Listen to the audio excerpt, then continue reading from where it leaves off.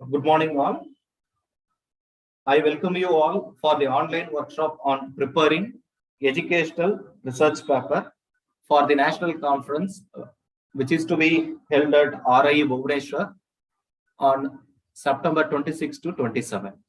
Now I welcome Dr. Das, a freelancer in ELT and teacher educator, to take the session.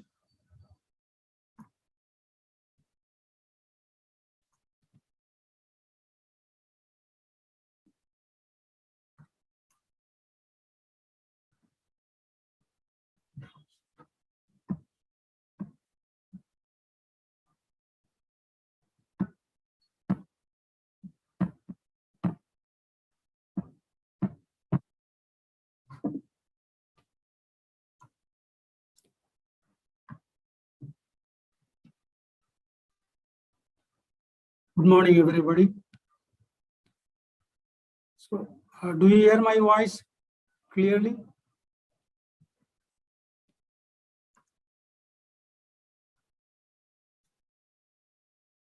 Okay. Thank you. Some of you responded to my question. Thank you, UTA, and the backbone of UTA is Simon. I thank him for inviting me to share my views on the paper Transforming Assessment for Holistic Development of Students. So this is the title on which the Regional Institute of Education, Bhubaneswar, is going to organize national seminar for which teachers and teacher educators are invited to present paper on that occasion. So the term transforming assignment is a very ticklish word. Let me rephrase it. Instead of transforming assessment, I would suggest assessment reforms. Assessment reforms may be the suitable equivalent to word to transforming assessment. So this is meant for assessing quality learning and quality teaching. Even National Education Policy 1968, 1986, etc., we are discussing almost all the issues in relating to enhancing quality of education at all levels, primary level, secondary, tertiary, etc. Quality is the outcome of teaching and learning. So this topic is also associated with the increasing quality of students' learning, quality of teachers' teaching. So therefore, online registered participants are requested to understand the term transforming assignment as another alternative word for assessment reforms. Assessment reforms for the development of holistic pattern of students. Students of school level, students of tertiary level.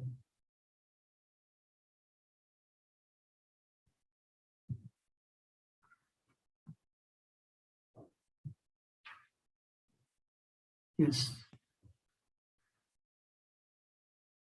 Holistic development means, at the end of the study or the course or year, students will be able to achievement of goals which are fulfilling to have sociological development, physiological development, psychological development, educational development.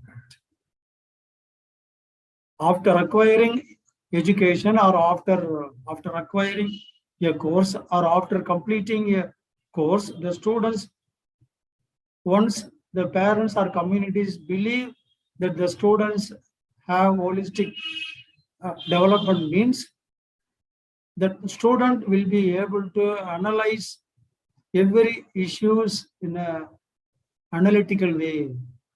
The students will be able to take decision on his own, because after learning certain concepts, he has developed a kind of positive attitude. With that positive attitude, with that critical attitude, that the students will be able to take any kind of decision, any kind of critical issues, he will be able to take decision for any kind of issues. So that is what holistic development is meant for. So in the title given by R.I. Bhuvaneshwar, two issues are taken up for discussion. One is assessment reforms and the other one is holistic development. As far as education imparts quality, automatically the children will have all-round development. Once they have all-round development as an outcome of education, they will be able to take decision on any kind of critical issues. That's very important. So before I proceed to discuss major issues, we must remember, my dear young learners, my dear friends, if you conduct any research, whether for project work, for your research papers, single assessment strategy will not be successful. Therefore, you will be, or you must be able to make use of multiple assessment strategy for your research. If you follow multiple assessment strategy, your outcome will be laudable, your outcome will be appreciable. That everybody should understand. Single assessment tool will not be effective to achieve the goal of your research. Maybe right, but now single assessment was recommended by National Education Policy 1968, 1986, etc., etc. We are not able to achieve the specific learning outcomes envisaged in the previous policies. But in the current National Education Policy 2020, it is suggested that transformative assessment or usage of transformative assessment is the only way to harvest better qualitative outcomes. If you want to achieve better qualitative outcome, qualitative achievement among the school children, then the researcher should make use of assessment reforms or make use of multiple assessment tools. Please believe me, my dear young learners, once you want to select assessment tool, please remember each assessment should be used only in a single context. Only in a single context. Without context, you cannot conduct any research. Without context, you cannot conduct any survey. Therefore, you must select assessment tools with respect to the context where you are going to use it. Please remember. Multiple assessment tools or multiple assessment strategies are very powerful to assess how much students have learned. How many assessment tools that the teachers have been using to assess the learning outcome of the students. So here assessment means not only we are going to assess how much the students learn, but also how far the teachers are effectively taught everything for the students.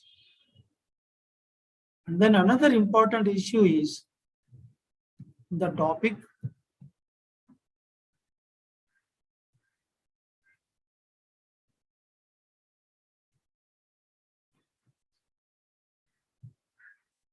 பேக்ல போயிடும். வருமா?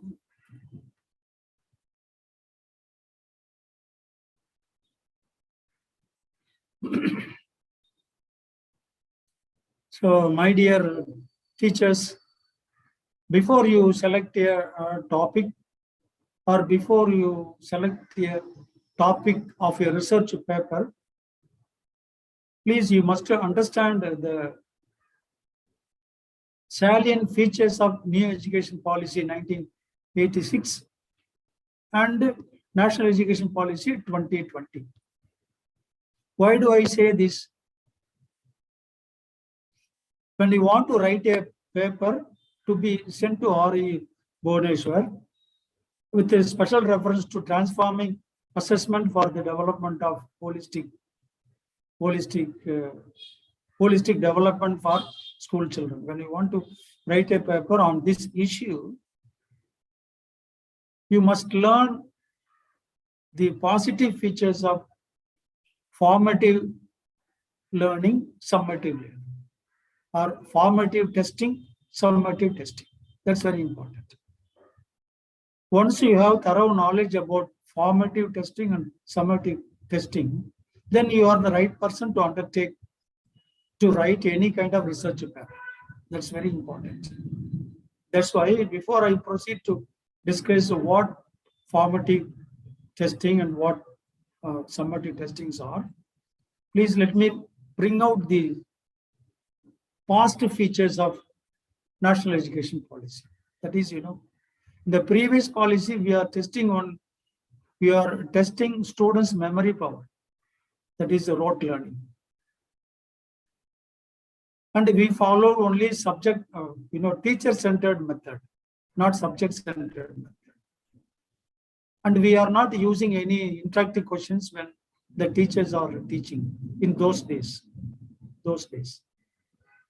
That is, when we go back 20 years or 25 years back, we were still reminded of the fact that teachers were conducting tests only to test memory-oriented subjects, and also test was conducted only at the quarterly level, and then teacher-centered approach, etc., etc.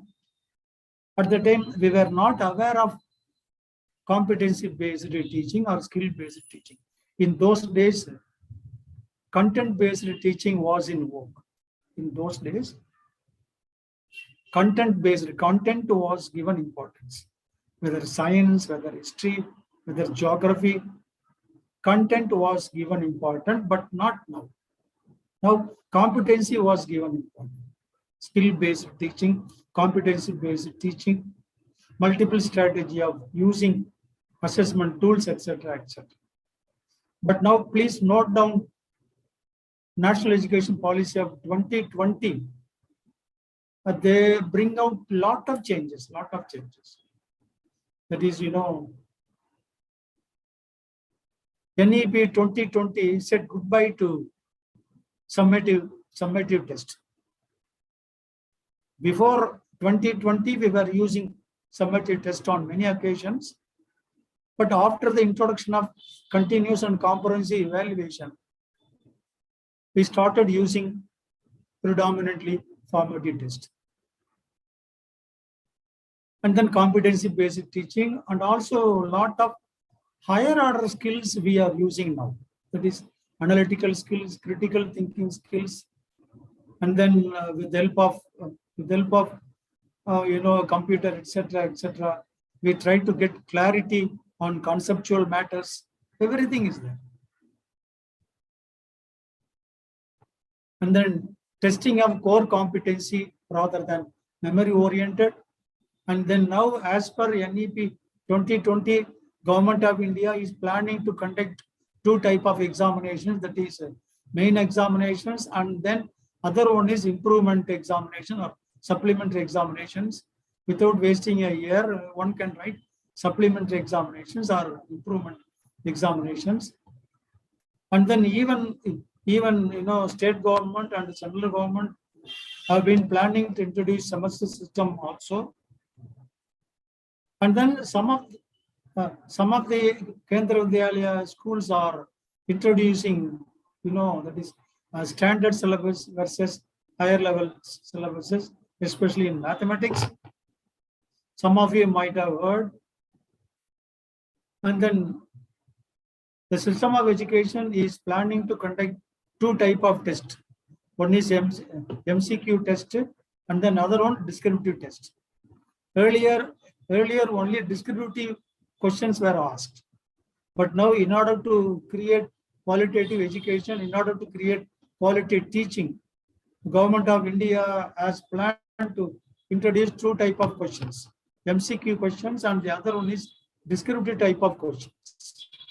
So this is very important. Once students want to do MCQ questions, then the students should have to study the entire text clearly. They never leave any lessons unread. They have to read almost all the lessons thoroughly. Therefore, they will be able to attempt MCQ questions. Please remember. And also, NEP suggests that public examinations should be done in grades 3rd standard, 5th standard, and 8th standard. Some people are objecting to it, but the reason for the insistence of undertaking public examination for 3rd, 5th, 8th is that education officers, teachers, scholars, teacher educators are able to trace out the continuous growth of students throughout various stages. When do we assess students' performance now? We assess students' performance only in class 10 and 12. We are not able to assess the rest of the performance of the students in class 3, 4, 5, 6, 7, 8, 9. They wrote year-end examinations. We corrected the papers and posted the results. That's all. We hardly share even the results. We hardly share the feedback of how the children did the examination, even for the parents. But now, once we convince the parents, convince the students, convince the stakeholders that the students should take public examination at the stage of 3rd, 5th, 8th, and then government will trace out the continuous growth of learning and teaching as well as teachers throughout the year. And then parents will also assess how the study growth of their children. That's very important. Therefore,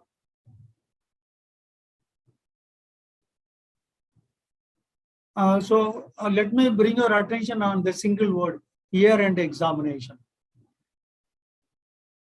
Terminal examinations, quarterly, half-yearly, quarterly examinations, half-yearly examinations, annual examinations. So these are the 3 stages of assessment. What do the teachers do? The teachers correct all the papers and distributed them properly. But I'm afraid the teachers are able to give feedback for them. I don't think so. But this is the disadvantage of conducting summative tests. Even if you conduct any research for submission of conference papers and seminars papers, if you followed a single strategy, your research outcome may be poor. That's why you are suggested to undertake complex assessment, multiple assessment tools to conduct research. You may ask me, what are the multiple assessment tools are? So now look at the slides now. Quiz, field trips, debates, group discussion, role play, project works, peer assessment, assignments, field works, worksheets, feedback, commenting on any issues, interviews, dramatization, mind mapping, pictorial stories, graphic readings, image harvesting, reading, storytelling, pictorial descriptions, reflections, etc. These are the assessment tools. These are the multiple, these are called multiple assessments. Multiple assessments. For example, you are going to assess the communication skills of your students. They are in class 11. You want to assess communication levels of your children. If this is your topic, you can take assessment tool like debates, role play, group discussions, interviews, storytelling, etc. So now if you want to assess communication tools among your class students, then you should not stick to only one assessment called group discussion. You should not stick to only one assessment called interviews or dramatization.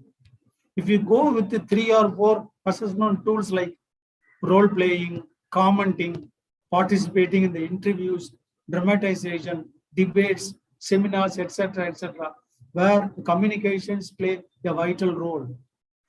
Therefore, you are able to assess the speech skills of your classroom students. Obviously, at the end of the role play or at the end of the group discussion, you will give feedback. How to improve their communication skills, what slips they had done, and then are they able to display their speech skills, stressing the appropriate words, using the tone, etc., etc. Students will get immediate feedback quickly and convincingly, and next chance will be given for those students who miserably fail in developing their communication skills. Second chance will also be given. But in the summative test, no second chance, no positive feedbacks, etc., etc. That's why I suggest that everybody, if they want to write any research papers, please take collective assessment tools. Please take multiple assessment tools for your studies so that your outcome will be appreciably good. Please note down all these, supplementary assessment or assessment, when you want to do some kind of assessment reforms, you must take different types of assessment tools like quiz, field trips, group discussion, role play, writing assignments, undertaking project works, feedback, field trips, commenting, dramatization, mind mapping, etc. These are the tools. If you want to become a successful paper presenter with a very good research outcome, then you must not, or you should not stick to only one assessment tool. You must go with multiple assessment tools so that your research outcomes will feasibly be better. And also, please think about formative testing, formative assessment, comparatively speaking, will bring about lot of changes in your result. Don't follow summative as far as writing research papers for universities and other centers also. Okay. So now I'm going to suggest some of the titles. So far we have discussed what is important for writing research papers with a special reference to transforming assessment for holistic development of students. Here I told you, please think about the main concept is formative research. When compared to summative research, formative research assessment tool gives a lot of benefit to the children. Therefore, your research must be focused on the betterment of formative assessment skills. That's why. Now, please, I will show you the research topics. Please read silently. one by one.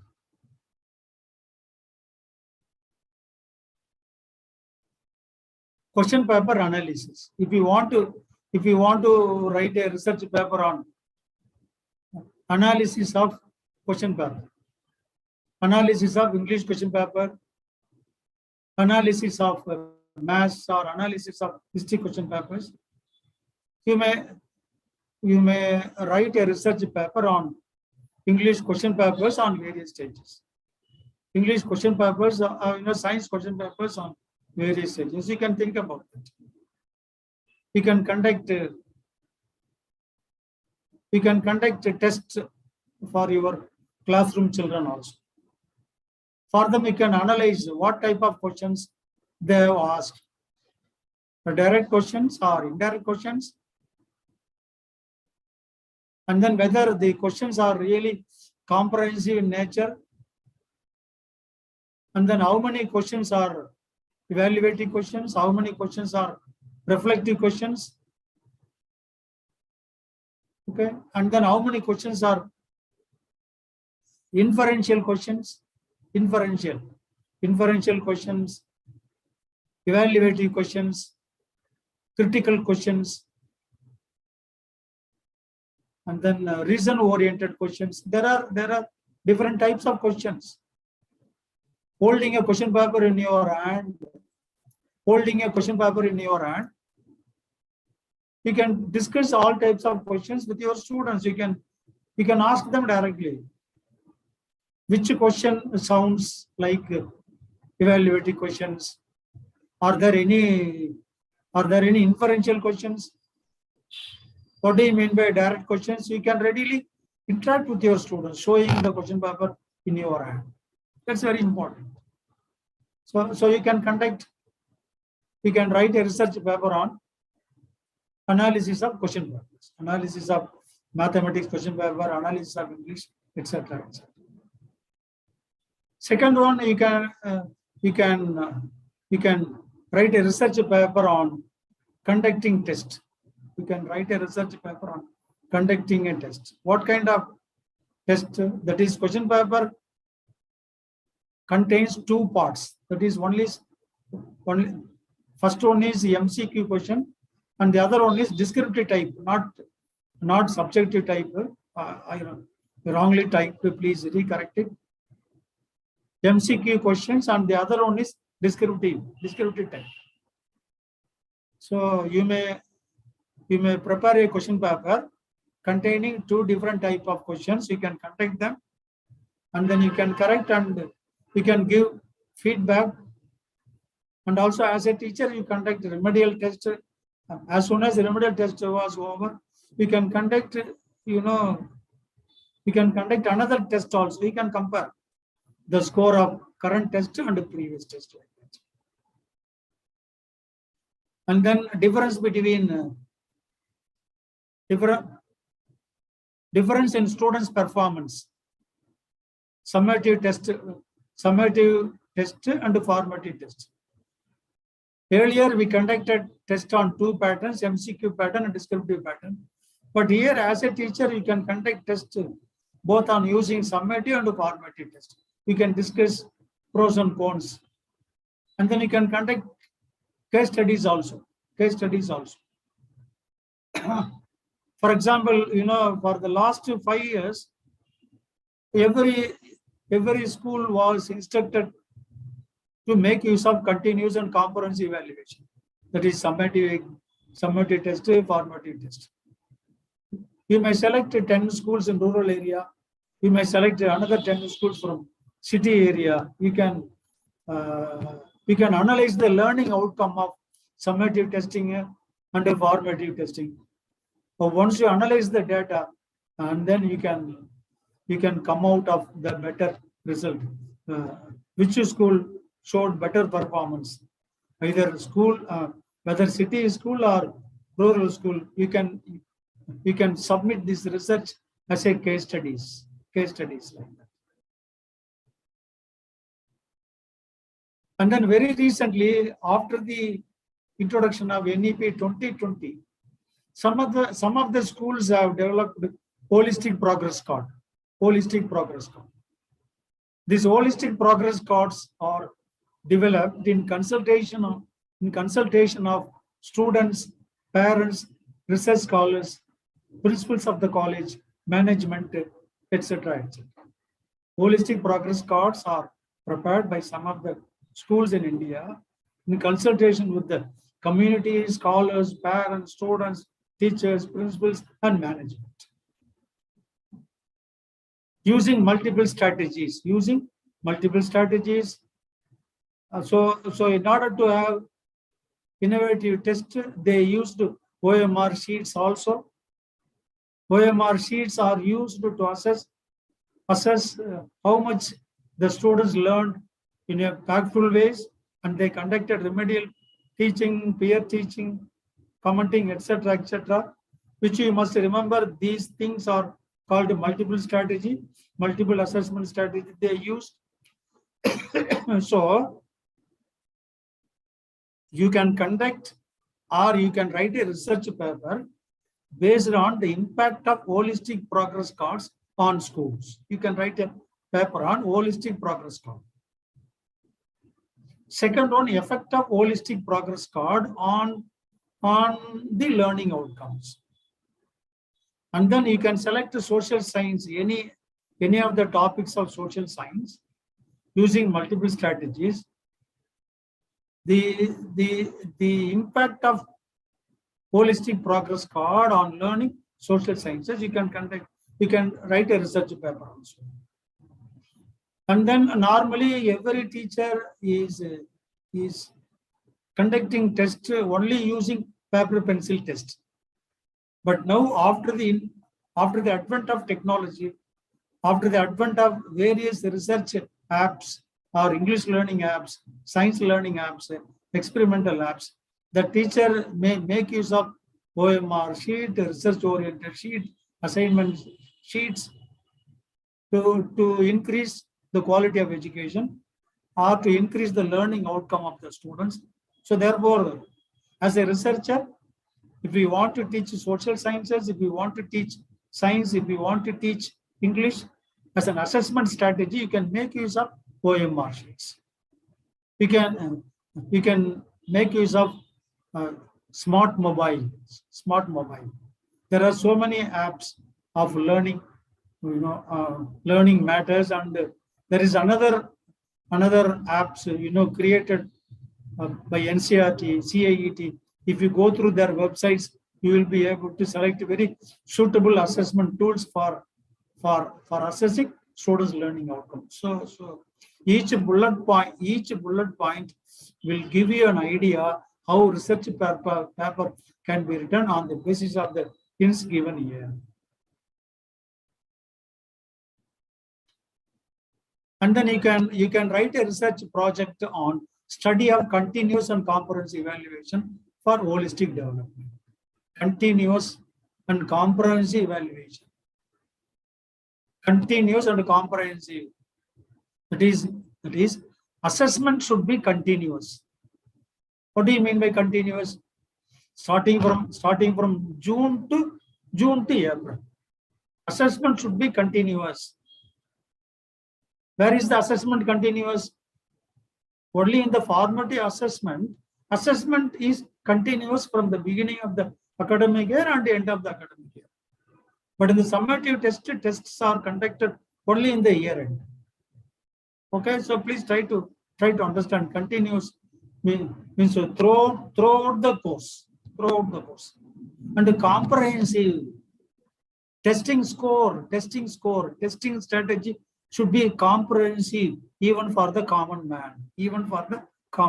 So therefore, assessment tool is continuous and comprehensive evaluation is the best assessment tool to trace out the growth level of the students. Continuously throughout the year. Parents can also watch. Parents wants to track the progressive path of their wards. If the school system follows continuous and comprehensive evaluation, where formative assessment strategy has been used. That's very important. So you can write a project work, you can write a research paper on the study of continuous and comprehensive evaluation in schools for the development of holistic development. And then the role of formative system, to increase quality of education. And then quality education through various intervention strategies. Intervention strategy means that is assessment strategies. That's all. Intervention strategies. That is, interviewing, role play, group discussion, mind mapping, storytelling, debating, drawing, designing, fashioning are all coming under the category of intervention strategies. They are also known as multiple assessment strategy. Multiple assessment strategy. Assessment strategy is also equivalent to intervention strategy. Intervention means you are using new intervention. You are using new tool. That new tool is technically called intervention. Okay. For example, you are planning to assess spoken English in your classroom. So you taught them necessary grammar. You taught them basic vocabulary, basic structures, etc., etc.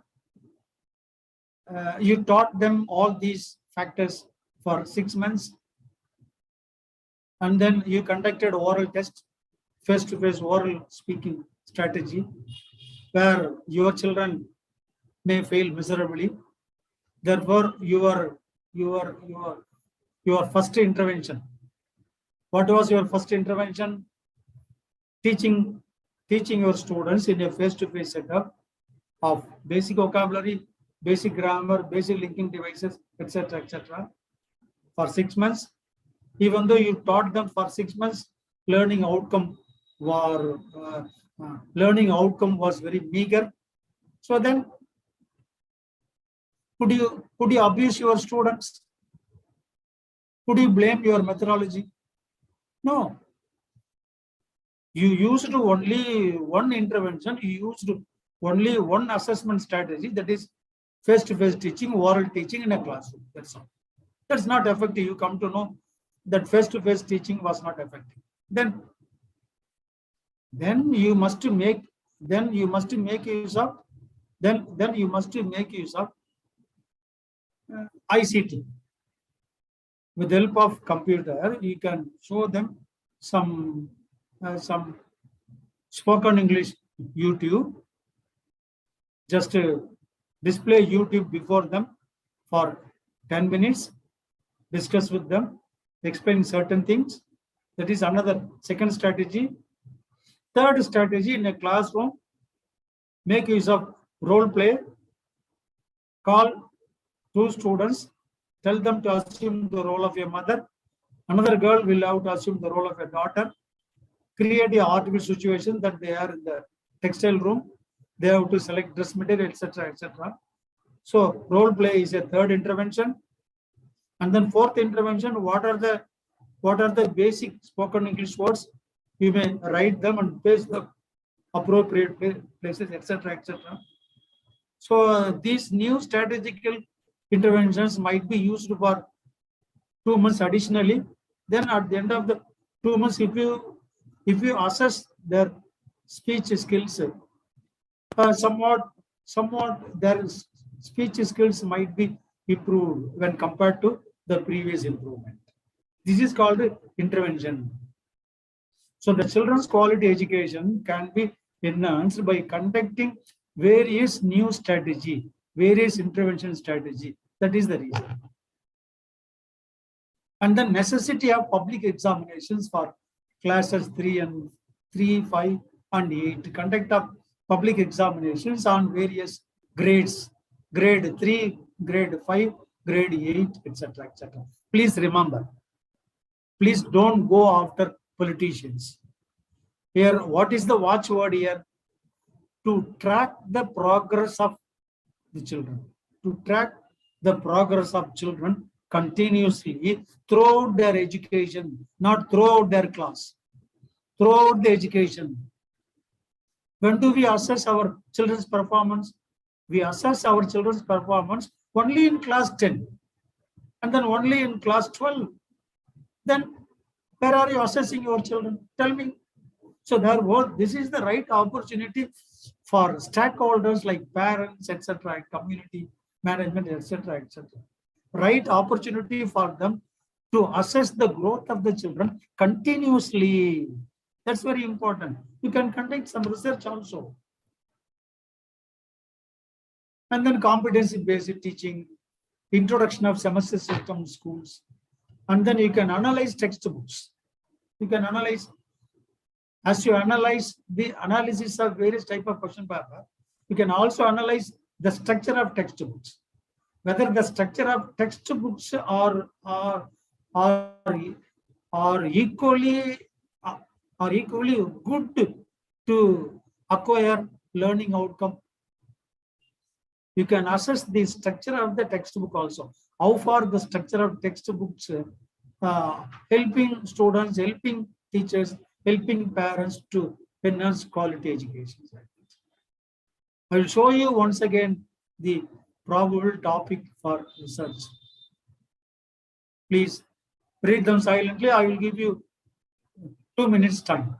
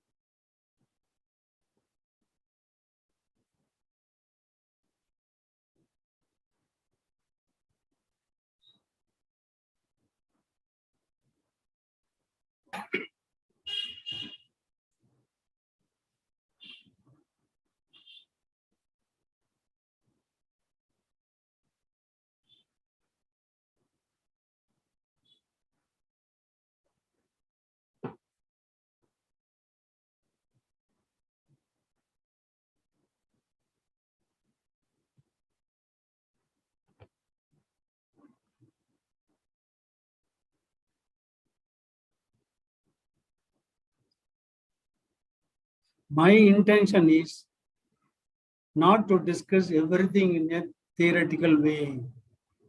If I teach you everything in a theoretical way, I am cheating you.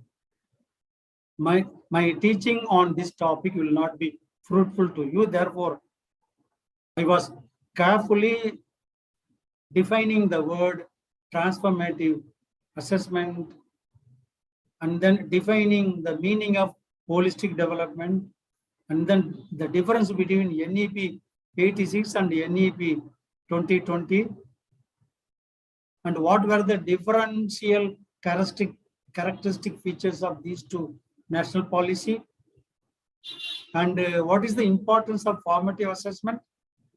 And then I suggested the listeners, if they want to write any research papers, please, they may concentrate the functional aspects of formative issues throughout the research.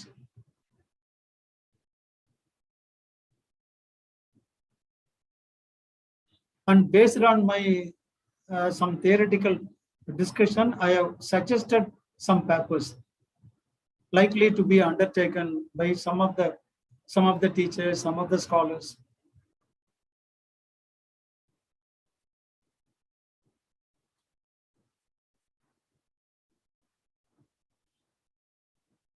So please look at the last one, textbook analysis.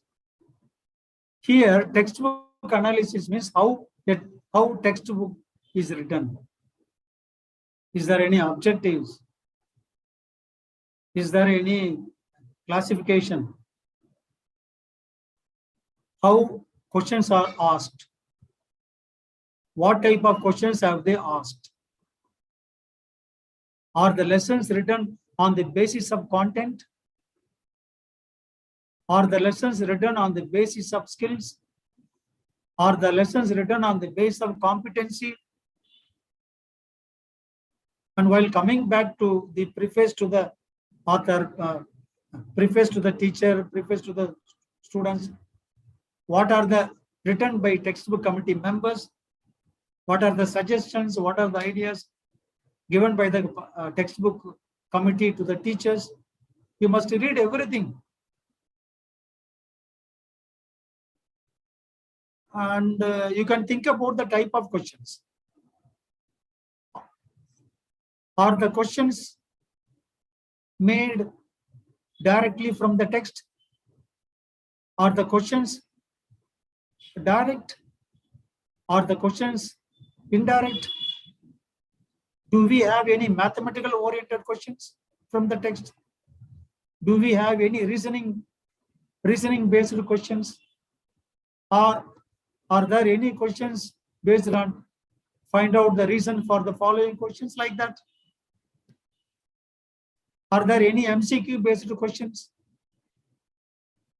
If any of them, textbook, does not contain any of these structures, any of these content, these textbooks are useless. These textbooks are useless. Therefore, you can write a research paper on textbooks, even science textbooks or history textbooks, and then mathematics textbooks, or even English readers. You cannot say English textbooks. There is no English textbooks, English readers, but science textbook, mathematics textbooks, because you cannot say English textbooks, English readers. Why do we say? Because English is a skill-based book, but mathematics is not a skill-based book. So science is not a skill-based book, content-based. Therefore, in the early, 70s, 80s, 90s, 2000, 2010, up to 2000, almost all the subjects were taught as content subjects. Therefore, most of the questions are text-based. Not most of the questions, all the questions are text-based. But now, at least 30% of the questions are text-based. 60% of the questions are text-based. 40% questions are non-text-based. Now you can realize. Even some of the students, if they come across any questions coming out of text, they may directly go to minister saying, sir, this and that, like that. Our students should be aware that questions are two types: direct questions and indirect questions. Apart from that, another classification: evaluative questions, summative questions, assessment-based questions, referential questions, inferential questions, analytical questions. So different types of questions. It's a pity in that every state government make use of only direct questions. State government has been asking only direct based questions for testing students' understanding. So then, how are they able to write competitive exams like NEET, J2EE, etc., etc.? So my dear young learners, you can take the textbook, or you can choose the question paper, structure of a question paper to write a research paper, because a lot of ideas is there. Okay.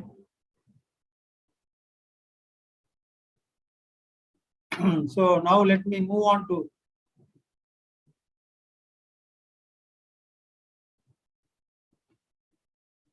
yes.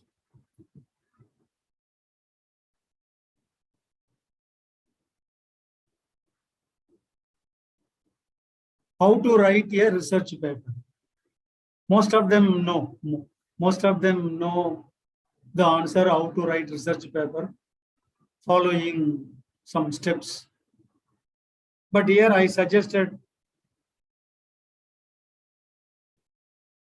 some steps before you: introduction, objectives, a review of related literature, methodology, analysis, findings and discussion, bibliography. Bibliography means reference. The books you have chosen, the books you have selected for study in order to write a research paper. You must mention one after the other. That is called bibliography or references. First step, introduction. So please think about the topic. Impact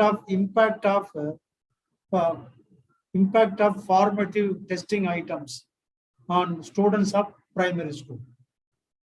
This is the topic. Impact of formative assessment tools. Impact of formative assessment tools on primary school children. Impact of formative assessment tools on primary school children. Or when you want to say specific impact of formative assessment tools on 5th grade students. Specific title on 5th grade students. Earlier I told you on primary school children. If you want to be specific, you can write impact of formative testing tools on 5th grade students. So this is the topic. Let us assume this is the topic. So now in the introduction, you can write something about education. That is 6 or 7 lines. And then you can also write about 2 systems of testing item like formative testing and then summative testing like that. Just introduction. Introduction about general education, and then important features of formative education and summative educations. You can also mention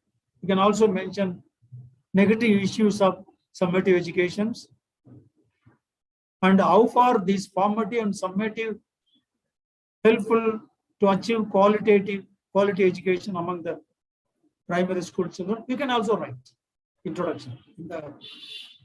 Under the title of introduction, you can write down these things.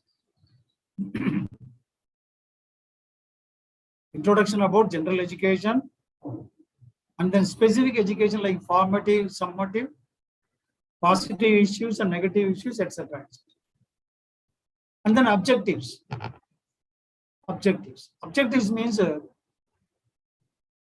goals, aims, purpose. You must write only 2 objectives. Don't write more. What would be the probable objectives? Look at the title. Impact of formative testing tools on 5th grade. To study the qualitative issues of formative testing tools. First objective. Second objective, to assess the impact of formative tools on 5th grade. That's 2 objectives. Okay. Introduction. Write something about general education, 5 lines or 6 lines, and then think about specific issues of formative and summative, pros and cons, advantage, disadvantages, and what tempted you to undertake this topic. You can also do this. Second one, writing of objectives which are relevant to the title. Please remember, title and objectives should be relevant, because throughout the study, you are going to conduct research throughout the study to prove these 2 objectives. Understand? Third one, review of related literature. Review of related literature. This is not for you. If you are really writing project work for publishing national dailies, international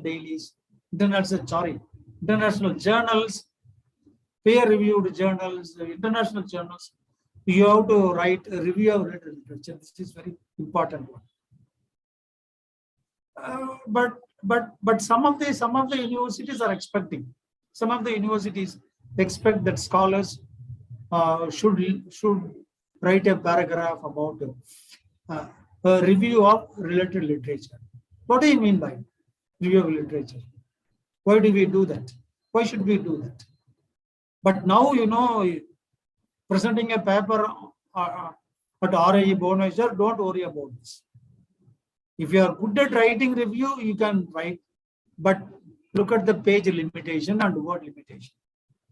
But for writing research paper for within India, for local paper, don't give too much focus on that. But if you write review of literature, yeah, so in 100 words or 75 words, well, the conference authority will appreciate your editorial group of conference authority will appreciate you if your research quoting is very apt. That's why I would like to say a few words about review of related literature. What is the topic you are planning to write a research article? Impact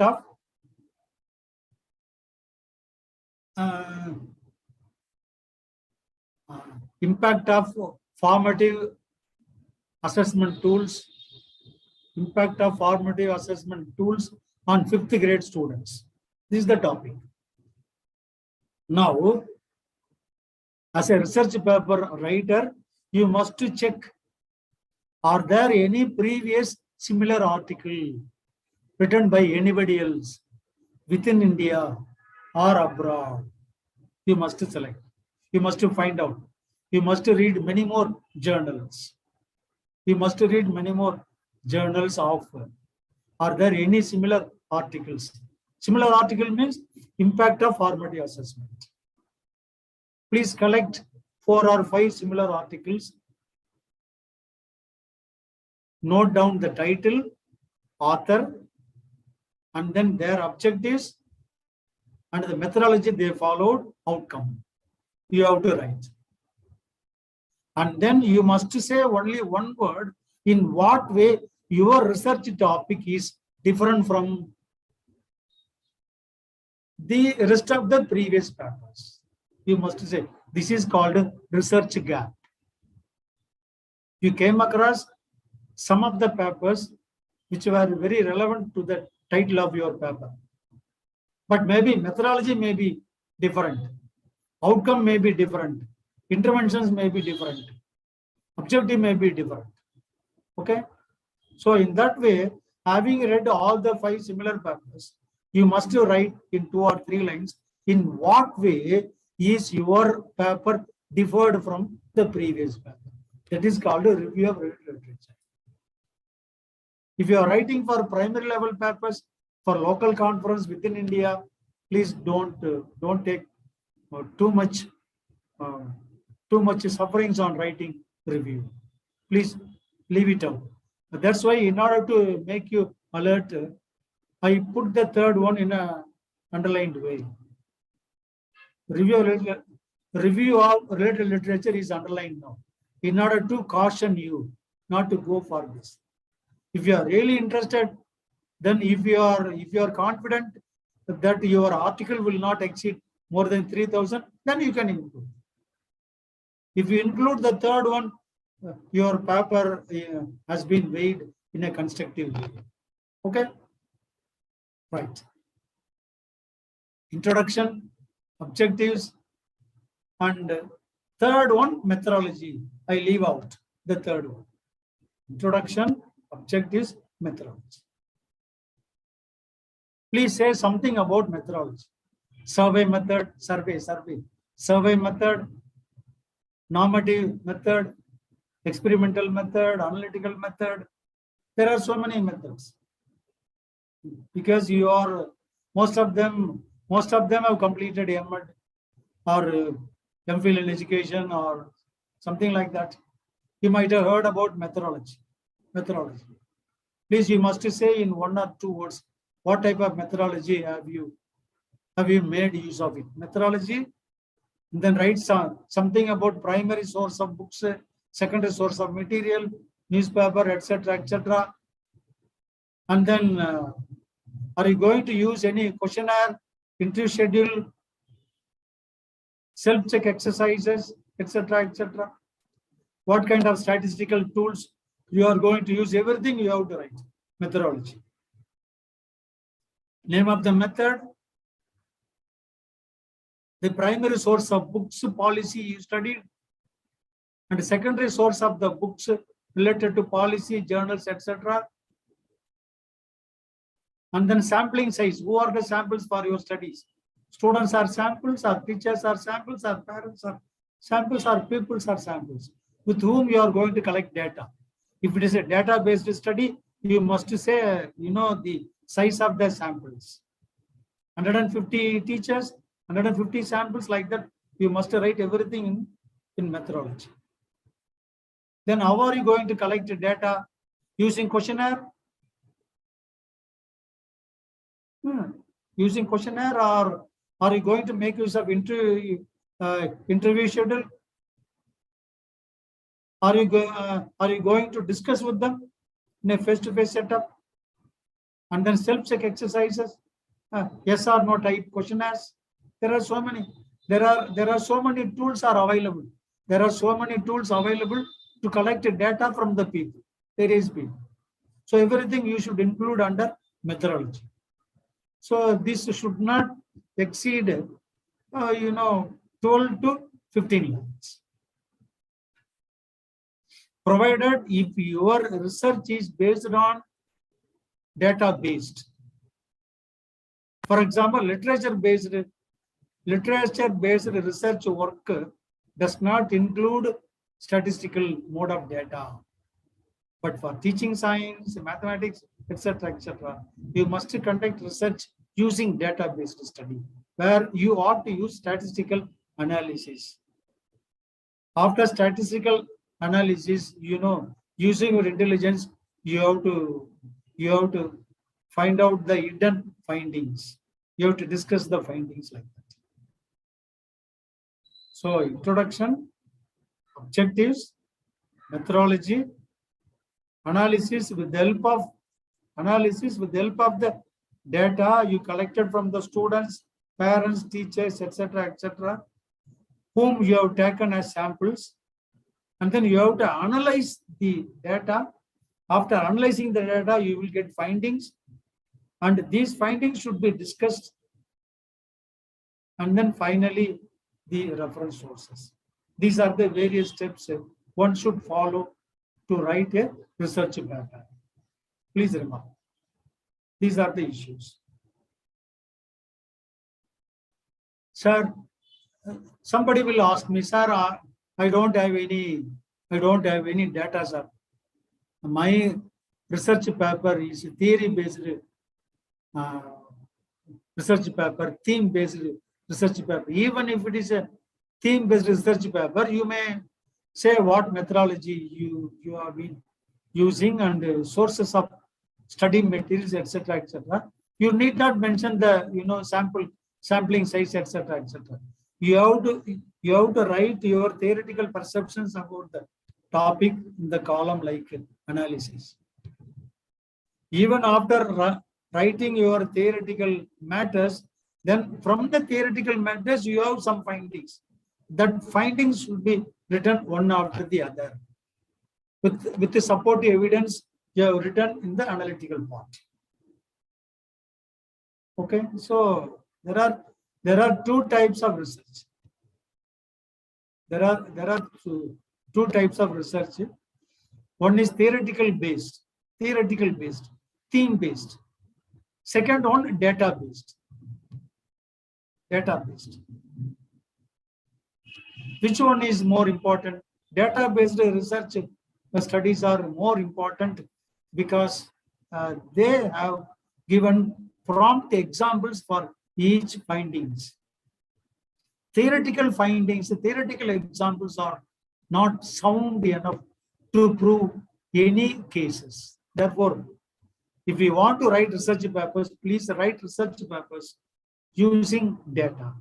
Research papers with the database will bring you a laudable kind of appreciation.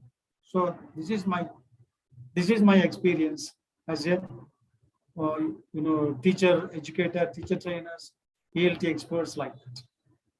Okay.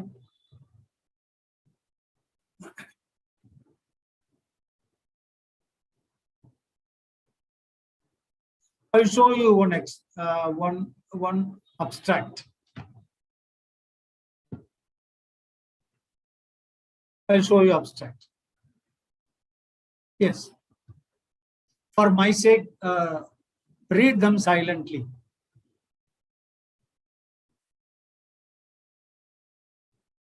The school heads or principals should be influential personality to steer, direct, and oversee the school activities. Some principals are autocratic, some are democratic, and some are laissez-faire leader. The critical aspect of leadership is helping a group to develop shared understandings about the organizations and its activities with the specific goals and visions. The study was conducted with the following objectives.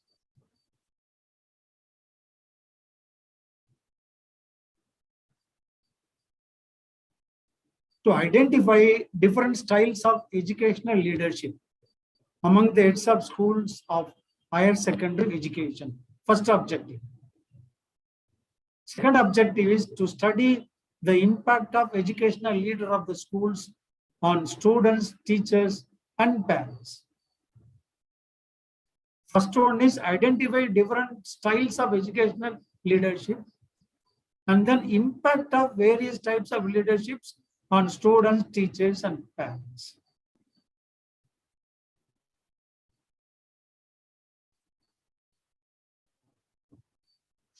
Normative survey method was employed. Normative survey method was employed. 35 principals and 40 postgraduate teachers were selected for the study, in which postgraduate teachers had to mark the principal, whether they were autocratic or democratic, using their working experience with them. A questionnaire 1 that consists of 35 names of the principals was handed over to 40 postgraduate teachers to mark leadership style of the principals, and questionnaire 2 to mark the functional style of the principal. Impact study was also conducted through interview schedule, another tool. In this study, it is understood that 31.3% of the principals were autocratic, but it is a healthy sign to have seen 22.8% of the principals were democratic style. 58%, 2 of the principals are interested in administrative works rather than academic works, but a few with democratic leadership style and academic works 20%. And very important fact is the chief educational officers shared that since principals were promoted from in-service category, the majority of them were either autocratic or laissez-faire. The keywords used in the study are autocratic, laissez-faire, democratic, impact. So this is the way one has to write abstract. Abstract should be in a single paragraph. In a single paragraph, the minimum word 250 to 300, which differs from various universities. For example, British Council will insist on the research scholars to write their abstract only for 100 words. But some other universities like Baroda University will give some kind of privilege to write 400 or 450 50 words like that. And some universities may say, don't say something about methodology, result. You write something about your topic, objectives, result, outcomes, implications like that. They will say like this. Do you follow me? Some of the universities, some of the conference convener may say, while writing abstract, you write something about your topic, objectives, and then result, outcome, implications. Especially the brochure which I came through, that Mr. Simon sent to me from RIE, Bhubaneswar. Even in the brochure also it is stated, in the abstract you have to write, that is introduction about your title, objectives, outcome, and implications. You need not write about methodology, etc., etc. Depends upon the university, depends upon the research organizations like that. So please go by the suggestions given by your authority. But some of the universities may say, write the objectives, methodology, research outcome, and analysis, and with the keywords. You have to write 3 to 5 keywords. Keywords means prominent words which are used thoroughly from your work. Okay? Let me say something about abstract. Abstract should be single paragraph. Minimum 250 words and maximum 300 words, which may differ from university to university, which may differ from conference convener to another conference convener. Like that. And then please something about general issues in 2 to 3 lines, and then specific issues, objectives, and then the methodology you follow. If your work is statistical based, then you may write something, what statistical tools you are used, what is the likely outcome, what is the likely outcome, likely outcome. Why do I use the word likely outcome? Means you have not conducted the research. You have just written abstract to be sent to the conference hall well in advance.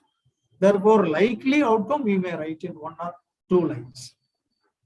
Having written your abstract, then you have to write 3 to 5 important words which are repeatedly used throughout your research paper. For example, here I wrote down autocratic, laissez-faire, democratic, impact. These are the keywords. Okay? And then another important word, please remember, no one can share it with you. Your title should be very crisp, concise, and exact, which convey absolute meaning. Okay? Don't use ornamental titles. You will be trapped. Therefore, your title should be simple. Second one, your meaning of title will reflect your objectives. There is a link between title of your research paper and the objectives of research paper. These 2 issues are very closely packed, closely related. And the third one, sir, I have completed my research paper, sir. If you said, okay, show me your research paper. Now I will read your research paper. When I am going through your research paper, I must realize that those two objectives have been carried over throughout the article. The reader should realize that 2 objectives which are stated in the beginning have been permeated throughout the research paper. If you do so, then you are the successful research paper writer. So link should be link between title and objectives, and link between objectives and elaborated writing of full research paper should be mutually exclusive. All the three items should be linked to one another. Linked to one another. Title should reflect objectives. Objectives should reflect the elongated, developed form of research paper. As a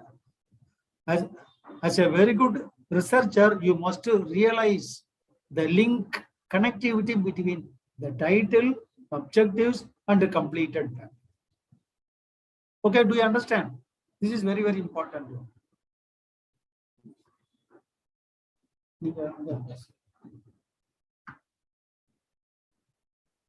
So far, I have discussed importance of formative testing items.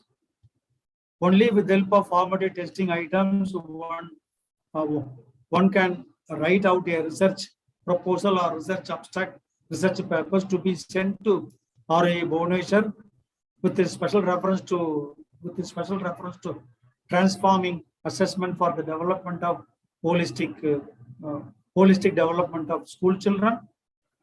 And then I shared my views on NEP 1986 and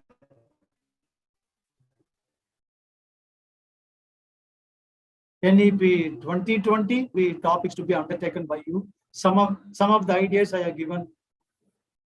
What type of topics should research scholars undertake for the writing of research proposal, etc., etc. And then I gave you one sample copy of writing research abstract, and I discussed the various salient features of research abstract, everything. So with this, I conclude this session. Thank you very much for the opportunity, and thank you very much for your careful and critical listening to my class. I hope my class will bring you a kind of expertise that will help you to write out a research paper for Bhubaneswar conference. Have a nice day. I wish you all success in sending your papers with the relevant expectations. Thank you very much. Let me hand over the session to Mr. Simon Paul, the director of UTA.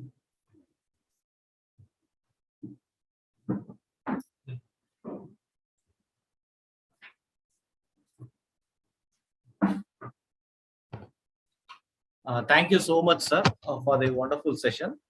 Now we will be discussing how to apply, how to send the research paper to RIE Bhubaneswar, and then we will be exploring about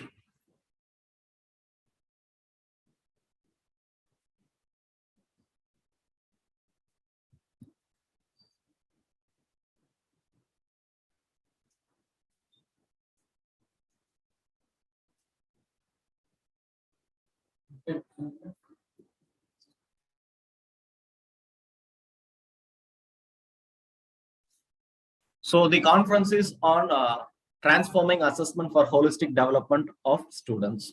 So it is organized by RIE Bhubaneswar Regional Institute of Education, that is on 26 to 27 September 2023. So now let's see what are all the objectives of this conference. So to provide the forum for teachers, actually generally the conference is conducted for teachers, especially to share their innovative practices across our nation so that one can learn from other teachers. So that is the main objective of the conference when it is conducted for teachers. So here they have given 8 themes for the conference.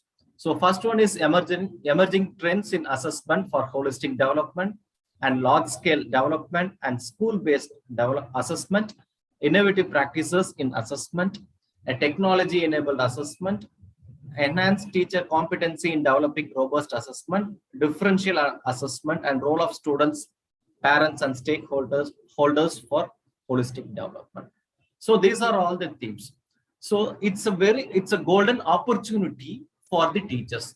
Generally, the conference will be based on the higher level cadres like professors and then teacher educators. But here, so this conference is full and full based only on the teaching professions, especially for the teachers who handle the classes, who teach us in the classroom. So this is the golden opportunity. So the teacher who works from primary level to higher secondary, they get the opportunity. They can share their classroom experience in the conference.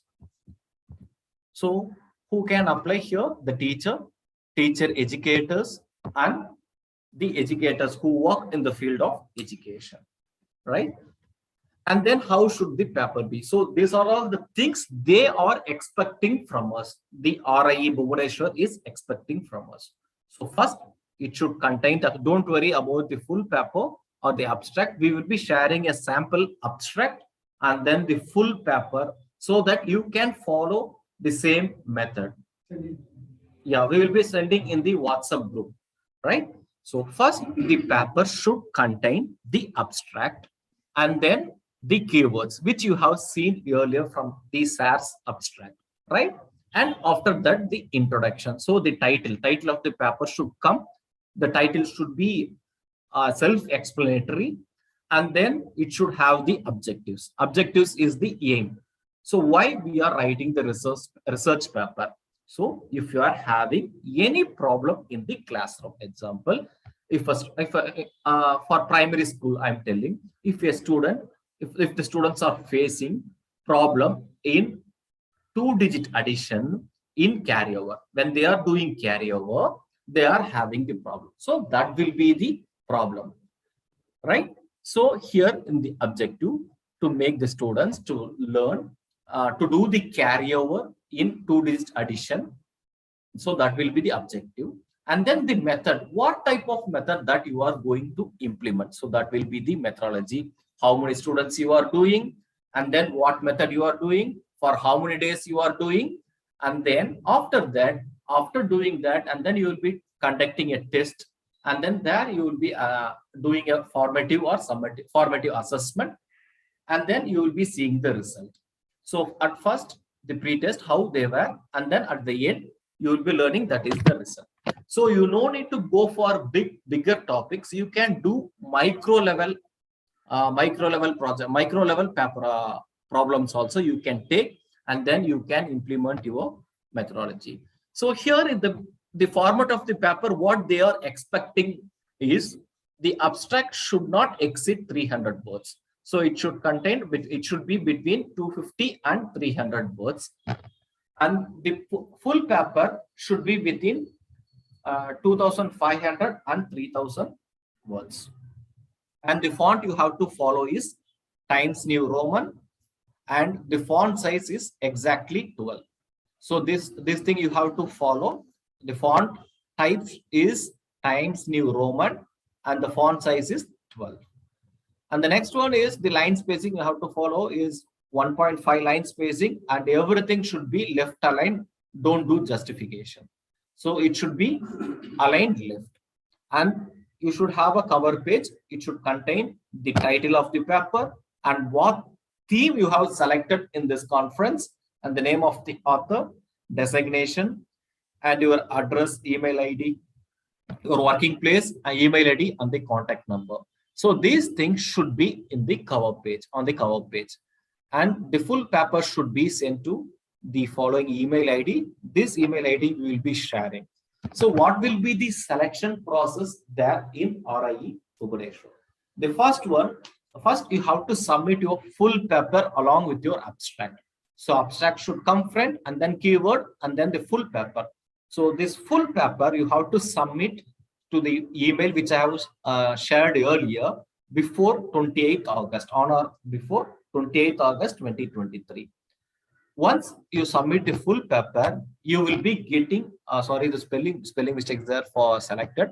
You will be getting an intimation email with suggestions for modification if it is required on 4th September.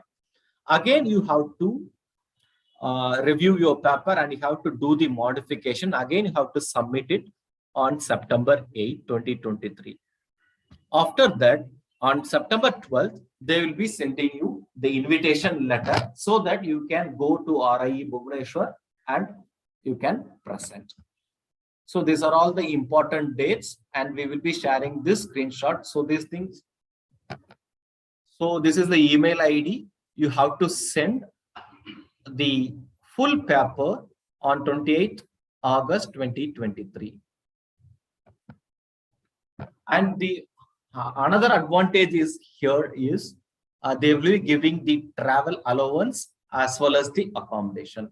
Once your paper gets selected, you will be given travel allowance as well as the accommodation at free of cost. So only one author, suppose if it is if the paper is prepared by 2 or more authors, only one author can come and present, and only he or she will be given travel allowance. So the travel allowance is restricted to second AC by the shortest route. You can go only by rail or bus.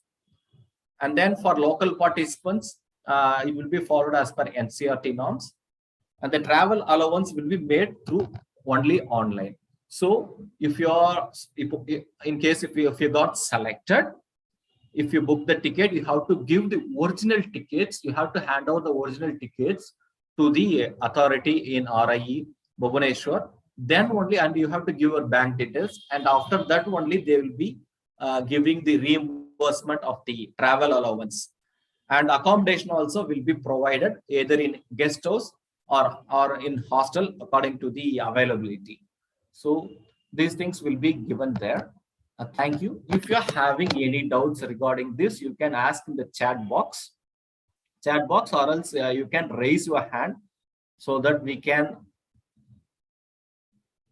Okay, and then regarding the certificates, so we will be providing e-certificates after attending the quiz. We will be sending a quiz to you, a Google quiz. You have to attend. Once you get more than 80%, you will be getting the e-certificates. And other than that, if you're having any doubts regarding the RIE Bhubaneswar, if you're having any doubts, you can ask that. You can ask that. And then sure, we will be sending you the sample paper in the WhatsApp group as well as the abstract. And if you're having any doubts or if you want to modify your paper also, you can send in the group, or else you can message me privately, so that we are having the members, the experts, so they will be reviewing your paper and then modify it and send it to you. So if you're having any doubts, you can hand raise, or else you can ask in the chat box also. Yeah, the display time schedule we will show, sir. We will share in the group, sir.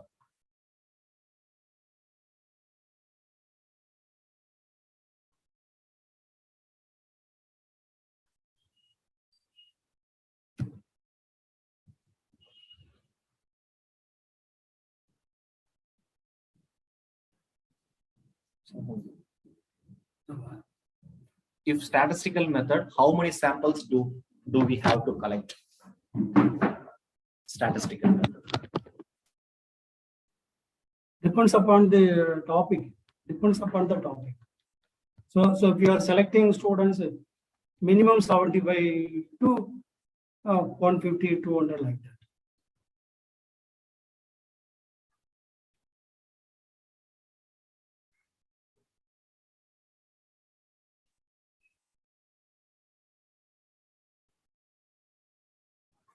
If anyone wants to tell the feedback, you can also hand raise. Only one person or two persons are allowed. How many authors can be in a paper, sir? 2 to 3. 2 to 3 sometimes, so when we refer to any foreign journals, more than 6 also, printed their names also. But here, generally, it is better to share by 2 or 3, not more than that.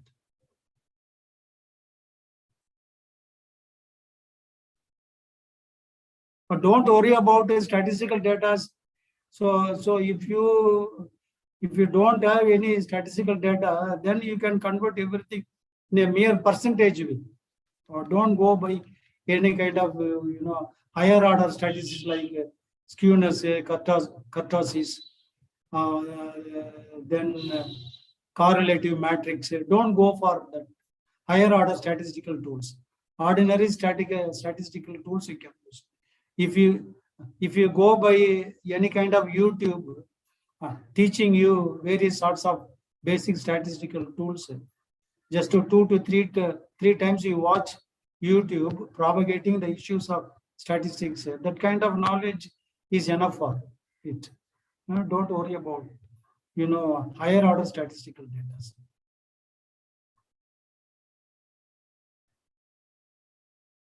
For writing article for local universities, etc., don't worry about review of literature. If you are good at review of literature, then you can add it. Otherwise, don't worry about it. Most of the research scholars who are writing papers to RE, etc., never think about the review of literature. But as a way of research supervisor, I told about review. Because your paper contains review, then your paper will be assessed quickly. Oh, this fellow has knowledge about review, therefore the paper should be worthy enough to be selected. They may think like that. That's all. But if you are at the initial stage, don't worry about review of literature. If you are good at, do it.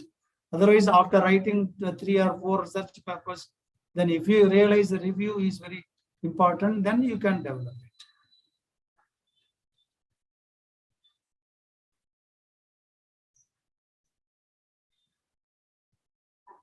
No, you can submit the research paper in English, not in Gujarati. It is accepted only in English. You can get help from your friends to translate. So if your Gujarati paper is very valid, you can ask your friends.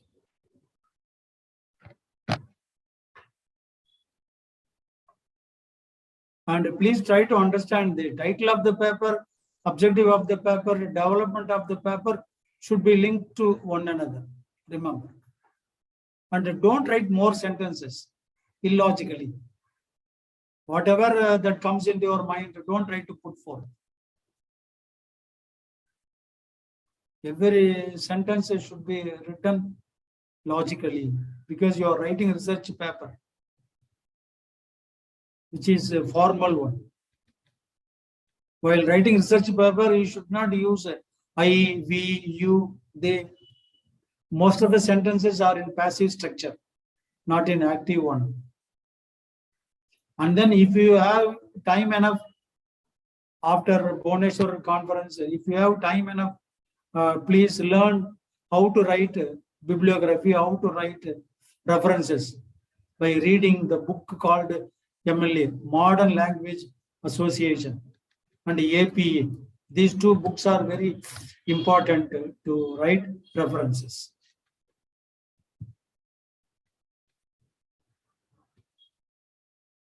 Yes, sir. Ashutosh Nayak, sir.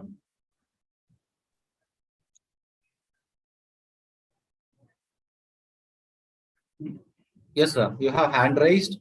If you have any queries, you can ask. Yes. Sir, namaste. I am Ashutosh Nayak. Yes, sir.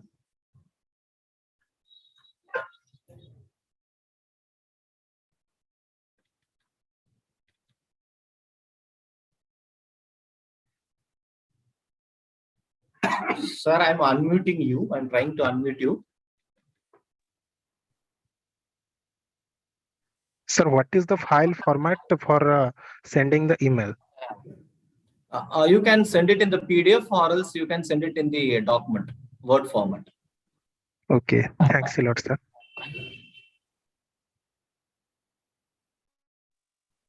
And then as per your brochure guidelines, while writing abstract, please concentrate introduction, objectives, outcome, implications. And then you can also write methodology. one or two sentences. Because you must follow the instructions given in the brochure. Yes. So any other doubts?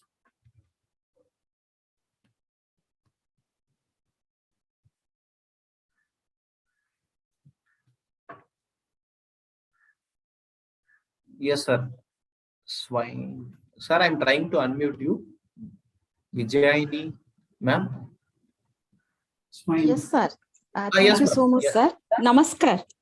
Am I audible, sir? Yes, audible, please. Yes, sir. I am Vijayini Swai, senior teacher educator from Diet Bhadrak, Odisha.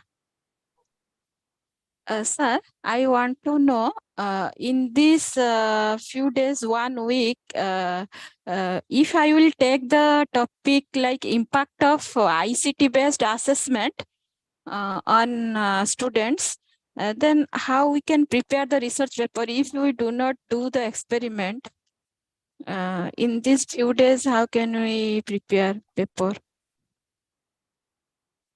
Oh, the last date is 28th. Actually, we have received the conference brochure last week only, and we have shared in all the groups. So you can do micro projects for 5 days like that also. So over to you, sir. So, if you have any data that you collected from last year or previous year, Normally, sir, we are doing as we have learned from Simon sir. wait, ma'am, wait. Yeah. Let me finish. So earlier, if you had done any continuous and comprehensive evaluation, earlier you had done any kind of work using formative and summative, we can make use of those old data as you did it recently. You need not do everything in the current month and current year. So try to understand. Do you get my point?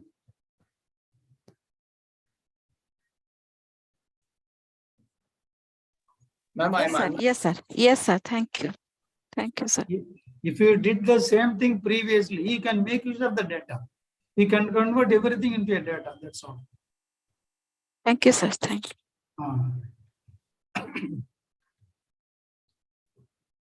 So any other queries? So sure, we'll be sharing a sample paper. So you can use it as a model and you can submit to RI Bhubaneswar. And then there is no fee for that. So this is fully free. The conference is, even the traveling allowance, everything will be given by the RI Bhubaneswar.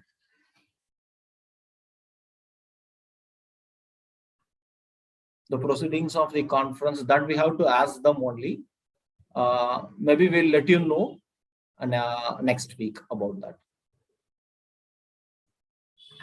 So thank you. I thank everyone for joining this online workshop. I thank Dr. Das sir, who is my teacher. And then it's my great opportunity to sit with him in this session. Thank you so much, sir, for sparing your time. And then I thank all the participants, the UTA family members who came back again. So whenever we put the brochure, you come and you support us and you learn and you transform the society and you transform the education system. And still now, wherever we go, we see the UTA family members, they shine across the field. Wherever we go, we could see them. I thank all the UTA family members and then the new participants who joined this meeting. And sure, from next week onwards, we'll be having continuously online workshops. And most probably next Sunday, we'll be having the workshop on AI, artificial intelligence. That will be, the details will be shared soon. And then regarding the e-certificates, the certificates will be, so we will be sending a quiz. It will be having 10 questions.